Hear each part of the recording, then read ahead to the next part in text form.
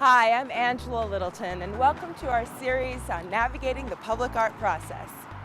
Today we'll talk about minding your RFPs and RFQs. In other words, how to enter a public art competition. Although each program may have a slightly different way of doing things when initiating a project, almost all begin by issuing a prospectus. The prospectus is the call for artists or proposals that was created by a committee after many hours of discussion. First, you'll want to note the deadline for replying to a call. If you're late, it's probably too bad for you. Public agencies can't take your late entry and reject others without causing a problem. So don't expect special favors. Enter on time. Are you eligible to enter? Each call for artists has different guidelines. Some may include students, some not. Some may only take in-state applicants.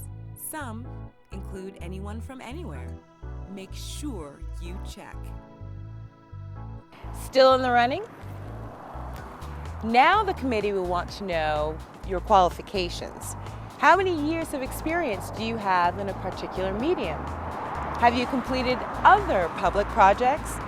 Have you received any awards or honors for your work? What galleries have you exhibited in? Don't worry if your resume seems a bit thin.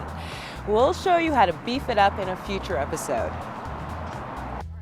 There are several components for each project that you'll need to pay attention to.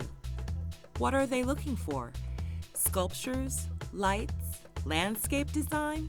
Make sure it's something up your alley. The call will also include a budget for the project. This is very important, and we will devote an entire segment to budgeting. But make sure you can pull off what you say you can within budget and within the time allotted. Most art committees will include the goals for the piece. This is the most open to interpretation, but here they'll try to convey the purpose of the piece, whether it's about a community's history, culture, or environment, or whether it's supposed to reflect the mission of a governmental agency. There are a lot of variables, but remember, it's just the starting point for your proposal. It's you, the artist, who is expected to come up with a creative solution. If you've been frequenting public art websites as often as dating sites, you've probably noticed a couple of acronyms that crop up frequently: RFP and RFQ. RFP stands for Request for Proposal. RFQ stands for Request for Qualifications. Although they sound similar, they have some key differences. With an RFP, the committee will seek a design, sketch, or even narrative describing your concept for a particular project. In some cases, they may even request an estimated budget. The plus side for emerging artists without a lot of experience in public art is that they'll be able to level the playing field with a good design. Another plus is that the RFPs are often requested for smaller projects that have less competition, so it's a chance to get your foot in the door.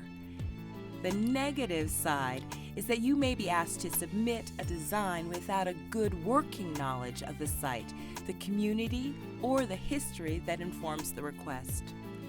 You may initially be asked to submit a design for free. However, if you make it to the next round, there may be a design fee involved. The request for qualifications is geared to more experienced artists who can submit examples of past work, especially public art. If you make it to the next round, you may be invited to visit the site and come up with a proposal. You will typically be compensated for that proposal. Finally, your application will go to an art selection committee, which usually comprises representatives from user agencies, neighborhoods, the Arts Board, and an independent design professional. It can be from 5 to 15 people. This committee crafted the original request, so they will be interested to know just how directly and completely you paid attention to what they asked for. In conclusion, when checking out a request for public art, don't be overwhelmed. Break the prospectus down into its component parts. It'll be easier to tackle that way. Be realistic about your skills and talents when applying. Take a minute to ask whether the project really moves you. Almost no amount of money will make up for the sheer drudgery of a project that doesn't get you jazzed. Join me for our next episode when we talk about how to create a great first impression with your application. I'm Angela Littleton. See you next time.